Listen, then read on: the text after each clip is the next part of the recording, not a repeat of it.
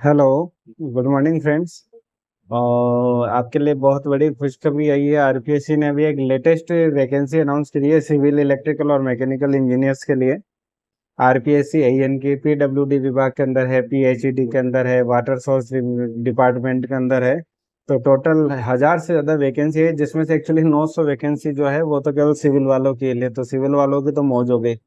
और बाकी इलेक्ट्रिकल वालों के लिए और मैकेनिकल के लिए 101 कंबाइंड पोस्टें हैं। और उसके अलावा कुछ इंडिविजुअल इलेक्ट्रिकल की 20 पोस्ट पीडब्ल्यूडी डिपार्टमेंट में, इसी तरह से मैकेनिकल वालों की जो 7 पोस्ट हैं वो WRD department, WRD water works department के अंदर है। तो इसी के ऊपर हम आज विस्तार से चर्चा करेंगे।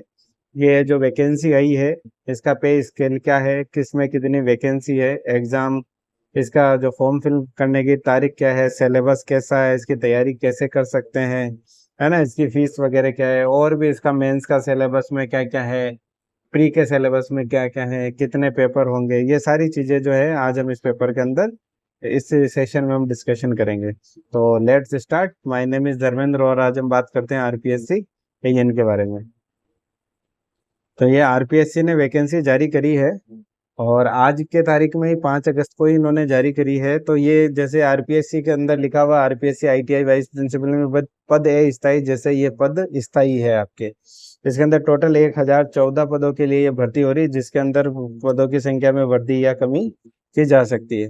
तो ये आप देख सकते हैं सिविल वालों के लिए तो पीएचडी में भी 365 है, पीडब्ल्यूडी के अंदर 125 है ना, और डब्ल्यूआरडी के अंदर 156 है। तो सिविल वालों के तो बल्ले बल्ले, टोटल सिविल वालों की लगभग 885 वैकेंसी सिविल सिविल वालों की है। इसी तरह से इलेक्ट्रिकल मैकेनिकल वालों की कंबाइंड 101 वैकेंसी है, और ओनली फॉर इलेक्ट्रिकल की पीडब्ल्यूडी के अंदर 20 वैकेंसी है। इसी तरह से ओनली मैकेनिकल की वाटर रिसोर्स डिपार्टमेंट के अंदर 7 वो वैकेंसी है। तो ये तो वैकेंसी तो आगे काफी टाइम 2018-19 के बाद में ये वैकेंसी निकली है, काफी टाइम बाद में। तो बहुत ही अच्छी वैकेंसी है। 5400 पे ग्रेड की वैकेंसी है। तो इसके लिए हम सबसे पहले बात करते हैं कि भाई इसके लिए एलिजिबल कौन कौन है। एलिजिबल इसके अंदर जो भी जिसने भी बीटेक अभी कर चुका है वो इसके अंदर एलिजिबल है। और जिसने अभी बीटेक नहीं किया है वो अभी फाइनल ईयर के अंदर है, अगर वो मेन एग्जाम देने से पहले पहले अगर उसकी डिग्री आ जाती है तो वो भी बंदा इसके अंदर वैलिड है। और 5400 पे ग्रेड की ये हमारी जॉब है। अब हम बात करते हैं कि इसका फॉर्म जो है वो कब फिल करा जाएगा। फॉर्म हमारा जो है 14 अगस्त से स्टार्ट होगा और 12 सितंबर तक ये भरा जाएगा। इसकी फीस हमारे जनरल के लिए शायद तक 600 रुपये है, वो भी देख लेंगे, और बाकी के लिए 400 रुपये है, ऐसा कुछ है। और इसके अंदर 2 पेपर होंगे, एक होगा आपका प्री और एक होगा मेंस। प्री के अंदर आपके 2 पेपर होंगे और मेंस के अंदर आपके 3 पेपर होंगे। और आप फॉर्म भरने के लिए वेबसाइट हमारी कॉमन है राजस्थान की, sso.rajasthan.gov.in। वहां पर आप लोग जाके इसको अप्लाई कर सकते हो। ये बाकी सारी चीजें तो आप जानते ही हो। अब हम बात करते हैं भाई स्टेट ऑफ एग्जामिनेशन की। एग्जामिनेशन कैसे होगा, इस एग्जामिनेशन को आप 2 पार्ट में बांट सकते हो। एक होता है प्री, जो कि सिर्फ क्वालिफिकेशन इन नेचर है, जिसके में एग्जाम मेंस के अंदर मार्क्स जिसके नहीं जुड़ते। तो प्री के अंदर भी 2 तरह के कंपलसरी पेपर होते हैं, 200-200 नंबर के। एक होता है कंपलसरी पेपर जिसके अंदर general knowledge, general science, general knowledge of Rajasthan, specially Rajasthan, general knowledge of Rajasthan, Rajasthan की ज्योग्राफी, राजस्थान की इकोनॉमी, राजस्थान का कल्चर, ये बहुत मेजर पार्ट है इसके अंदर। यानी अगर आपको इस एग्जाम में तैयारी करनी है तो आपको राजस्थान की तैयारी, यानी जो भी इंजीनियरिंग के फाइनल ईयर में लोग जनरली क्या है कि तैयारी करना छोड़ देते हैं, उनको ये लगता है कि बस गेट में पीएसयू के अंदर अपना सिलेक्शन हो जाएगा, और वो इस चक्कर में ये चीजें कभी नहीं पढ़ते। अगर वो इसका एग्जाम फाइट करना चाहते हैं तो इस राजस्थान को क्लियर करे बिना वो इस एग्जाम में सफल नहीं हो पाएंगे। इसके भी प्रिपरेशन मैं आप लोगों को करवाऊंगा, है ना। और दूसरा फिर रहता है ऑप्शनल सब्जेक्ट। आप सिविल से, मैकेनिकल से, इलेक्ट्रिकल से, एग्रीकल्चर से हैं, तो आपके रेस्पेक्टिव सब्जेक्ट का भी एक पेपर होगा 200 नंबर का, जो तो 2 घंटे के।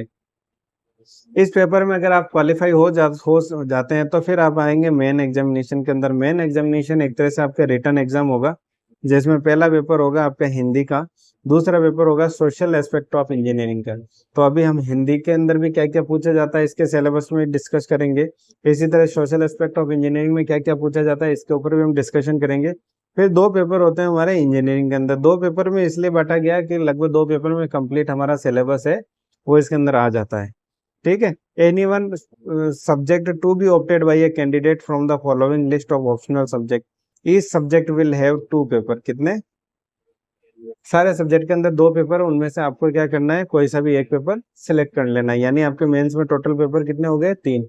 एक हिंदी, एक सोशल एस्पेक्ट ऑफ इंजीनियरिंग, और एक हमारा टेक्निकल पेपर, जो भी आप सिलेक्ट करना चाहते। जब आप इसके अंदर भी आप पास हो गए तो फिर आपका आएगा पर्सनैलिटी एंड वाइवा। इसके अंदर आपके क्या होगा कि भाई आपका एक तो राजस्थान की नॉलेज होना इसके अंदर आपको कंपलसरी है। इंटरव्यू ये रहा ना, candidate must have knowledge of Rajasthani culture, ये आपको होना जरूरी है।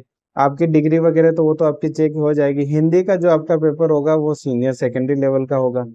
सोशल एस्पेक्ट का अब हम आपके सिलेबस देख लेंगे।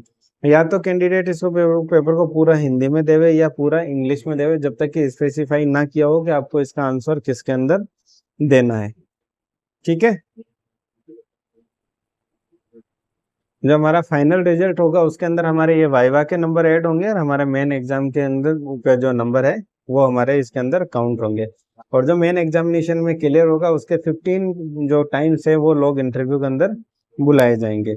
ये तो आपको पता ही है कि भाई एग्जाम में पेपर कैसे करना है, 5 ऑप्शन आते हैं, किसको नहीं छोड़ना है ना। तो ये तो अभी तक हम लोगों ने बात करी कि भाई ये जो हमारा एग्जामिनेशन है ये कैसा होता है, मतलब कितनी क्या वैकेंसी है। अब हम बात करते हैं इसके सिलेबस के बारे में, है ना। सिलेबस में बात करें तो हमने प्री में बात करी चुके हैं भाई 2 पेपर होंगे, एक कंपलसरी पेपर राजस्थान के ऊपर, यानी हमारा जो जनरल साइंस है, general current affair plus Rajasthan. और दूसरा होगा हमारा क्या, जो हमारे इंजीनियरिंग यानी ब्रांच से संबंधित। तो जो टेस्ट होगा वो केवल कैसा होगा, स्क्रीनिंग टेस्ट होगा। ठीक है, स्क्रीनिंग टेस्ट, उसके नंबर जो आपके मेन एग्जाम के अंदर नहीं जुड़ेंगे। जो इनमें पास होंगे उनके 15 टाइम जो है वो आपके टोटल नंबर ऑफ वैकेंसी की, वो आपको उनको एग्जाम में मेन एग्जाम के अंदर बिठाया जाएगा। यानी अगर मैं आपकी बात करूं कि अगर इलेक्ट्रिकल के अंदर टोटल वैकेंसी 101 समथिंग कुछ है, अगर उसका PHED के अंदर, तो 101 का 15 गुना, यानी अगर 100 के हैं तो लगभग 1500 लोग इसके अंदर मेन के अंदर अपीयर होंगे आपके। फिर कंपलसरी सेक्शन ये तो देख ही लिया हमने। उसके बाद मेंस में भी हमने ये डिस्कशन कर लिया कैसे कैसे क्या है। तो अब हम उनकी बात करते हैं कि भाई ये एग्जाम जो है इसमें, हाँ एक चीज ये कि आपके ये हैंड राइटिंग के भी नंबर कर सकते हैं, इसके अंदर गुड हैंड राइटिंग भी होनी चाहिए। Hand writing is not easily legible, a deduction will be made on the account from the total marks, है ना। To it is obligatory for a candidate to appear in all the compulsory paper, सारे paper में आपको appear होना compulsory है। तो हम बात करें इनके सिलेबस की। सिलेबस की बात करें जो हमारा प्री है तो उसके अंदर हमारा करंट अफेयर पूछा जाएगा। करंट अफेयर का तैयारी करनी हो राजस्थान के एग्जाम की तो और कुछ इसके अलावा कुछ पढ़ने की जरूरत ही नहीं होती।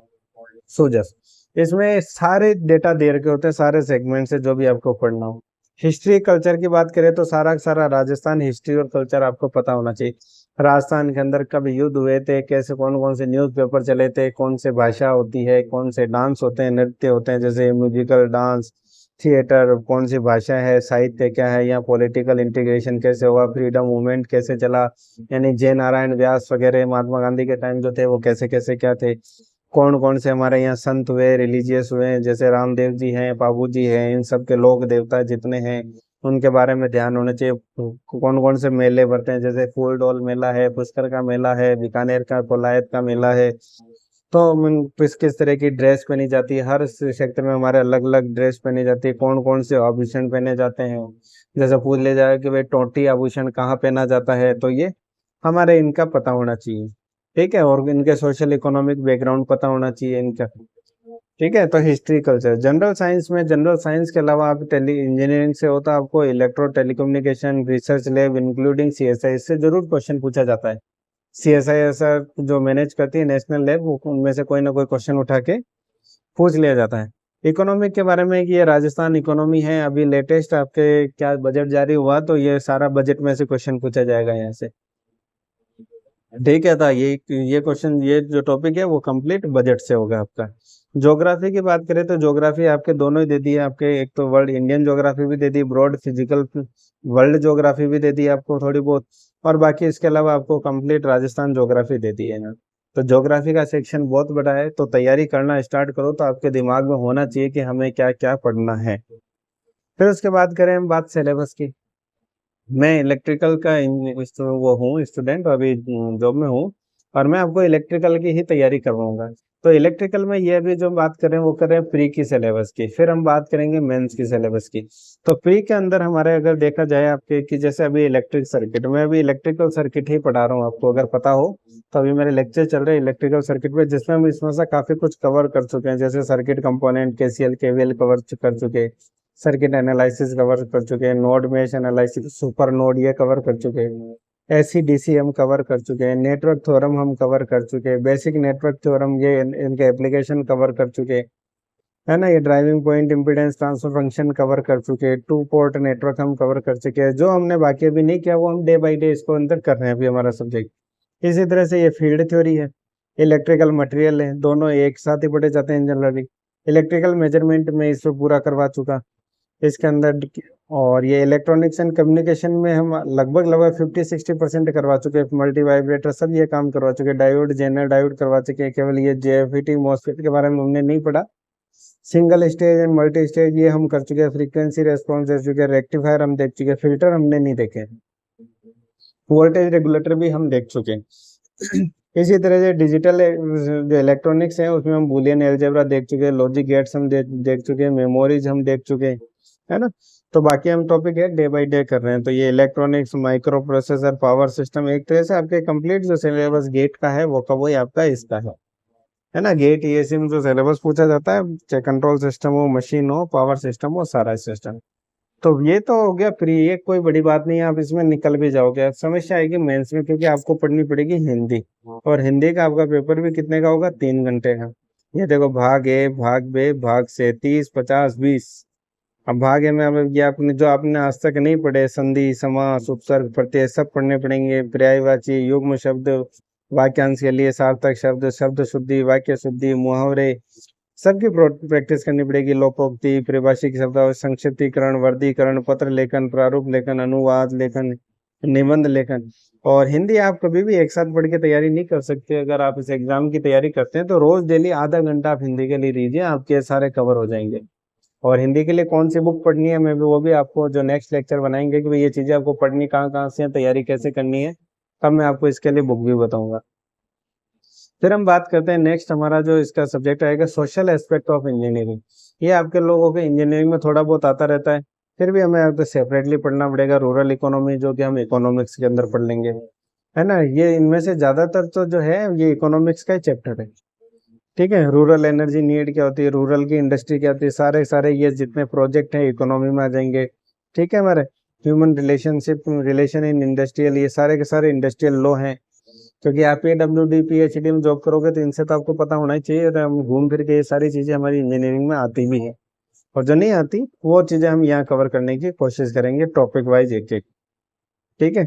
तो इसके बाद करेंगे हमारे इलेक्ट्रिकल इंजीनियरिंग में 2 ऑप्शनल सब्जेक्ट हैं मेंस के लिए। उनमें से या तो एक में आपके electric circuit, field theory, material, machine और पावर सिस्टम है। और दूसरा जो हमारा सेकंड सब्जेक्ट, या तो वो सब्जेक्ट कर लो, ये कर लो, electric measurement, electronics and communication, power electronics, microprocessor, control system. तो जो भी आपको इसके अंदर इजी लगे वो आप इसका जो टॉपिक है वो आप सिलेक्ट कर सकते हो, और उसी के अनुसार आपको यहाँ पे सोल्व क्या करने पड़ेंगे, न्यूमेरिकल सोल्व करने पड़ेंगे। यानी जो कि आप एक तरह से अपने फाइनल ईयर एग्जाम जो देते हैं हम 3 घंटे का, वैसा ये एग्जाम होगा। यहाँ पे आपको सारे काम करने पड़ेंगे। इसमें टफेस्ट पार्ट यही है, इलेक्ट्रॉनिक्स एंड कम्युनिकेशन। और उधर हमारे अच्छे खासे हैं, पावर सिस्टम भी अपने आप में बड़ा टॉपिक है, मशीन भी अपने आप में बड़ा टॉपिक है, फील्ड थ्योरी सब उठपटांगे। यहाँ माइक्रो प्रोसेसर बहुत इजी है, कंट्रोल सिस्टम इजी होता है, पावर इलेक्ट्रॉनिक्स भी इजी है, ऐसा कोई विशेष नहीं है। मेजरमेंट तो इजी है ही है, इसमें से कुछ पोर्शन तो इजी है ही है, ऐसा तो है नहीं कि कंप्लीट या बहुत टफेस्ट पार्ट है। तो आप जो भी चाहें इसके अंदर आप सिलेक्ट कर सकते हैं। तो इलेक्ट्रिकल की तो मैं तैयारी जो है स्टेप बाय स्टेप आपको सारी करवाऊंगा, जिसमें आपके जनरल या करंट अफेयर वाला पार्ट समेत, यानी राजस्थान की इकोनॉमी, पॉलिटिक्स वगैरह, हम ये जो सारे टॉपिक है ये हम कवर करेंगे एक एक करके। इसमें भी आपको कोई डाउट हो तो आप बता सकते हो, और हम इस पर डिस्कशन करेंगे। तो ये आपके लिए बहुत खुशखबरी है, काफ़ी टाइम बाद वैकेंसी आई है, तो आप लोग जम के जो है इसकी तैयारी करो। Thank you.